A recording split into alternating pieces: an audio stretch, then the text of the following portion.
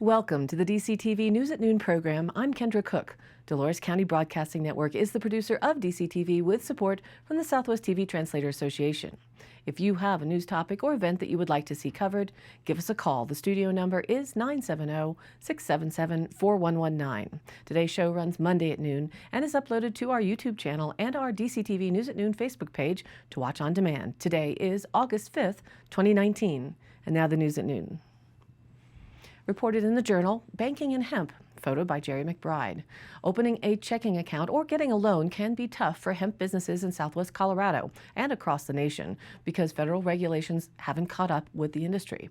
The 2018 Farm Bill declassified hemp as a controlled substance, but federal guidelines for financial institutions interested in doing business with the hemp industry haven't been written, making it difficult for some hemp business owners to open accounts and get loans.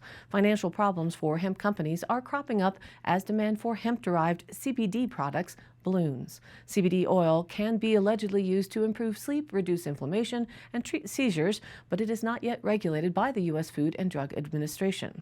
The CBD market was $390 million in 2018. That's expected to jump to $1.3 billion by 2022, according to New Frontier Data, a cannabis statistics company. Clear direction from the federal government to banks could clear up most of the problems and encourage investment that would help the industry grow, said Scott Perez, a part-time hemp consultant and farmer in La Plata County. Quote, if Congress would make it real clear to banks that their will is for the banking industry to work with hemp, that would really solve a lot of problems, he said. Some banks are finding a way to provide services. First Southwest Bank is one of the local financial institutions working with the hemp industry after having figured out a way to navigate one of the biggest risks for banks, ensuring a company is selling hemp and not marijuana, because marijuana remains federally illegal, said CEO Kent Curtis. Hemp is defined by the state of Colorado as having less than 0.3% THC, the psychoactive substance of the marijuana that is used for medicinal and recreational use. Banks must be ready to prove to regulators that the hemp businesses they are working with are federally legal, he said. So Southwest Bank requires hemp customers to submit testing results twice a year to prove the product they are selling meets the state's definition for hemp. The bank is also selective about which companies it works with because the industry is young and developing. Quote, it's still the Wild West, he said. Managing hemp accounts is more work than a traditional account because the institution must ensure testing results are submitted. However, the state's clear guidelines around hemp have given the industry in Colorado a clear advantage and allowed the bank to provide services. Quote, Colorado as a state is probably further ahead than any other state in the country, Curtis said. From the Journal, photo by Sam Green, and DCTV News photos from the local Facebook post of Heather Leggett. The Montezuma County Fair 4-H is now over, with many of our own Dolores County 4-H local large animal handlers competing. Coming up this week is our Dolores County Fair, which includes a small animal showing on Friday evening at the Dolores County Fairgrounds 4 miles west of town. Just outside of Cortez, ranching demonstrations, crashing cars, and livestock of all varieties converged at the Montezuma County Fairgrounds last week for the annual fair. The fair kicked off July 26 with a concert by Austin-based band Reckless Kelly, and then continued through the week with 4-H showings and competitions, all leading up to the Friday night ranch rodeo and Saturday livestock auction. Youngsters chased chickens, archers competed in their craft, and the tug-of-war competitors tested their pulling power and prowess. In the main barn, booths were set up for food vendors and local organizations ranging from honey and woodworking businesses to political collectives. The La Plata County 4-H livestock judging team was selling raffle tickets for prizes, including a locally raised and processed whole pig, quarter beef, a chainsaw, part of 3/4-inch gravel, local load, and Colorado saddlery, headstall, rug, and holster. The team travels around the state judging hogs, sheep, goats, and cattle, said Riley Zufelt, a team member from the Bayfield Durango area. The raffle money will be used to send the group to Denver to take part in the National Western Stock Show, which happens in January. At the chili contest on Saturday, fair attendees could pay $2 to judge the competition, and they were able to sample a host of homemade chilies and salsas. From Dolores County, it was noted on Facebook that there were 7 children showing and had a fun photo from Heather Leggett's Facebook page showing a couple of the goats with their contestants. Don't forget to check out the free ice cream or root beer float on Friday night at the fairgrounds and cheer on our local fair small animal event.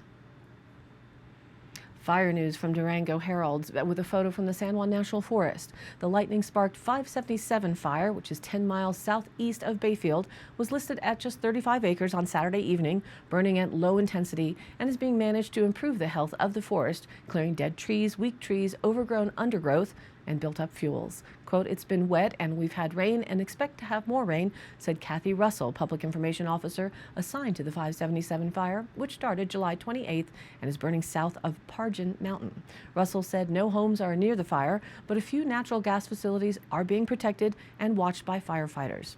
Firefighters are using natural features, roads, and trails to build containment lines and will allow the fire to burn within those lines, she said. In Ponderosa Forest, like we have here, the forest is adapted to benefit from low-intensity fire every 20 years to 30 years, and this fire is burning at the perfect intensity. It's being managed as a fire to help the forest, she said. Allowing low-intensity, naturally ignited fires like the 577 to burn will take out weak trees and provide more nutrients for healthy trees, clear overgrown underbrush that provides poor habitat for wildlife, and reduce the buildup of dried fuels, Russell said. Currently, 92 firefighters, including support staff, are assigned to the fire, which is burning in the area where firefighters must hike to reach, and it's not passable for motorized engines, she said. These are what good fires look like, Russell said. They prevent those destructive, massive fires we have seen in Colorado during those dry years. In and around Dove Creek last night, we had quite a lot of rain with minimal lightning and some incredible rainbow photos that were shared with the Dove Creek Local Weather Photos group on Facebook. So now let's take a look at the weather and those rainbows. The DCTV weather station is showing 0.27 of an inch of rain so far collected during the month of August, most of that occurring Sunday evening. Looking forward, today we expect mostly sunny skies with a high near 88 degrees, light north wind increasing to 5 to 10 miles an hour by the afternoon. Tonight again mostly clear with a low around 60, north winds 5 to 10 miles an hour. Then Tuesday we see a small chance, a 20% chance for showers and thunderstorms after 11 a.m. However, still will be mostly sunny with a high near 90 degrees. Calm winds becoming south-southeast around 5 miles an hour in the morning. Tuesday night, the chance for rain increases to 30% chance for showers and thunderstorms, mainly before midnight. Mostly cloudy with a low around 60. West winds around just 5 miles an hour and increasing into the evening and Wednesday with a 40% chance of showers and thunderstorms, mainly in the afternoon. And some of those storms could produce heavy rain on Wednesday. Partly sunny with a high near 85 degrees. Southeast winds just around 5 miles an hour again, becoming west in the afternoon. And Wednesday night, a 30% chance for showers and thunderstorms, mainly before midnight. Again, this Wednesday event could produce some heavy rains. Mostly cloudy with a low around 58 on the overnight. And again for Thursday, currently looking at a 40% chance for showers and thunderstorms, mainly afternoon, with more heavy rain possible, however scattered, so mostly sunny with a high near 85 degrees. Thursday night, we're looking for more chances for showers and thunderstorms, mainly before midnight, and again, potentially heavy rain for this storm event. Partly cloudy with a low around 57 degrees. This pattern may taper off by Friday with a slight chance of showers and thunderstorms, mostly sunny and a high near 85. Friday night, again, a slight chance for showers and thunderstorms, partly cloudy and a low around 58.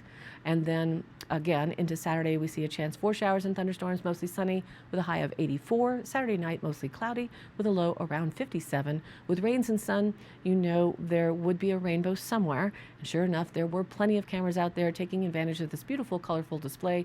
To see more or to add to our online Facebook page, go to DCTV Facebook group off of the DCTV News at Noon page, and be sure not to miss the Dove Creek Chamber of Commerce annual photo contest for Dolores County. Send in your horizontal high-res photos taken within the county to manager@dovecreekchamber.com.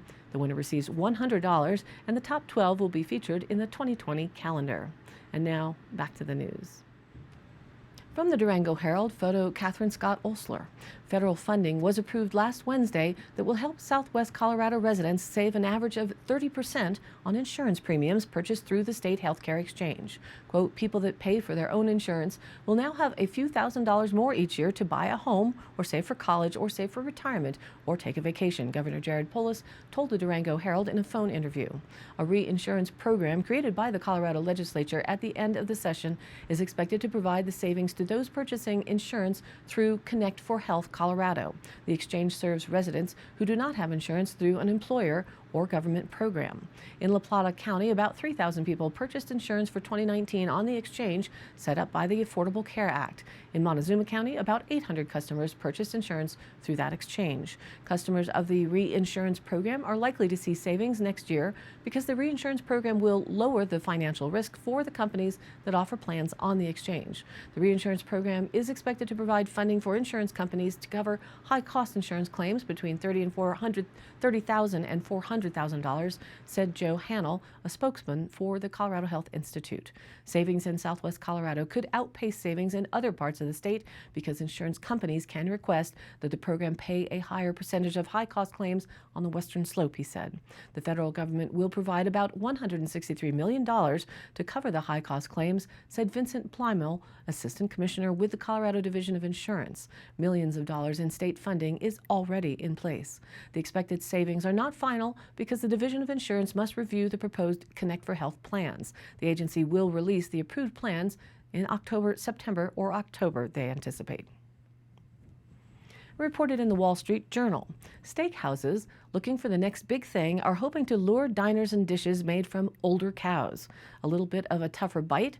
This is a story by Alina Dizik, photo James Stukenberg for the Wall Street Journal. Rod Bowles, age 44, is a regular at Corrida, a steakhouse in Boulder, Colorado, but he wasn't sure he wanted to try one of their newer offerings dubbed Vaca Vieja, Spanish for old cow. It's a ribeye steak, the menu described as being, quote, 8 years at harvest. That's about 4 times older than normal. Quote, I had some reservations eating an 8-year-old cow, says Mr. Bowles, who owns a storage container company. Quote, when you think older cow, you think beef jerky. But the chef persuaded him to try it. He said, listen, it's like a fine wine. Steakhouses looking for the next big thing are hoping to lure diners with a new hook. Old beef. Traditionally, U.S. restaurants have served meat from cattle that are no older than 2 years.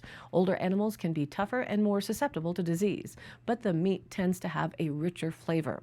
Taking a cue from restaurants in Spain, especially in the Basque region, where Vaca Vieja is a tradition, more U.S. restaurants are putting old beef on the menu. For high-end steakhouses, an older beef offering can help cultivate a trendy image and bring in more revenue, says Chicago restaurant consultant Aaron Ellen.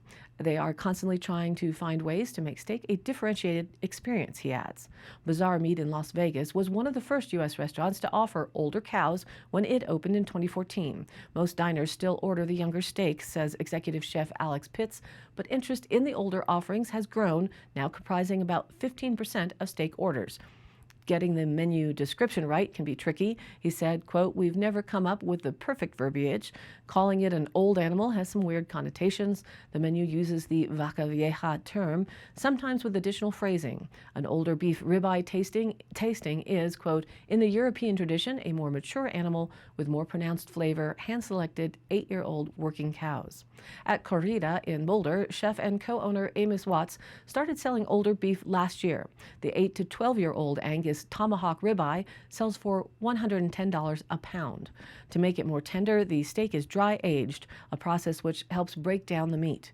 He often brings raw meat to a table to highlight how the fat in an older cow is visible, quote, in little flecks versus the lightning bolts in younger steak, which can create more tenderness when properly prepared, he says.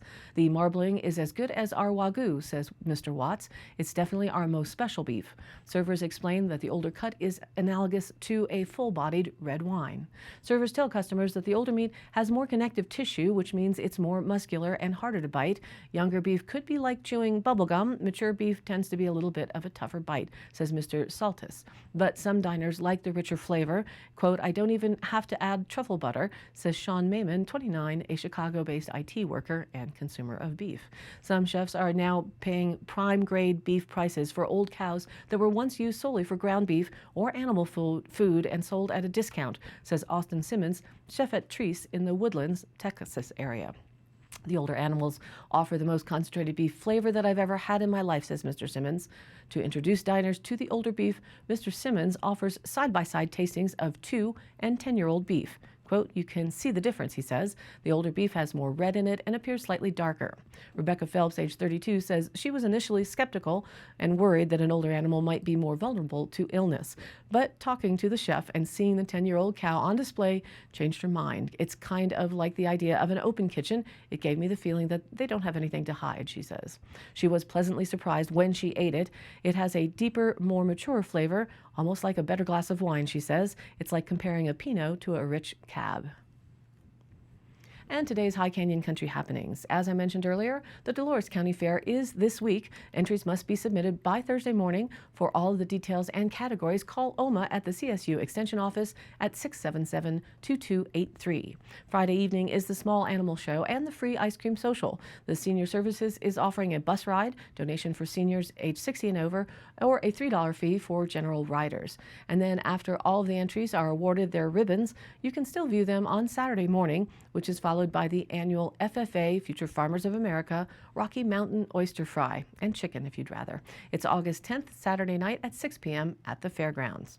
And an update on the Junior Rodeo. Due to the horses in the area contracting vesicular stomatitis, the Dolores County Fair Board has decided to err on the side of caution, and horses will be checked at the gate. Because this will slow the entry process, we have determined that we will have to split the rodeo into 2 days, they say. So Saturday, August 10th, they'll have the 11 and under age group compete in their rodeo events. This would mean that Sunday, the 11th of August, the contestants in the 12 to 19 age group will compete. Both rodeo check-ins will start at 7:30 a.m., with the rodeo beginning at 9. We are sorry for any inconvenience this may cause, but our families and their horses are our utmost concern. Please don't hesitate to call if you have any questions, they say. And all of these happenings, along with the phone numbers, will be posted on our DCTV News at Noon Facebook page every day, along with our YouTube channel, our on-demand replays with weather, notices, original stories, and local posts. To share your event or information, you can contact us online by emailing dcbnnews@gmail.com, or you can call the station at 970-677-4119. Thank you for tuning in. News at Noon is airing now Monday through Fridays, and then is available on demand online on our YouTube channel and our DCTV News at Noon Facebook page. Please like us there on Facebook and share it with a friend. This has been a production of DCTV for the News at Noon program out of Dove Creek, Colorado, USA. I'm Kendra Cook. Thank you for watching.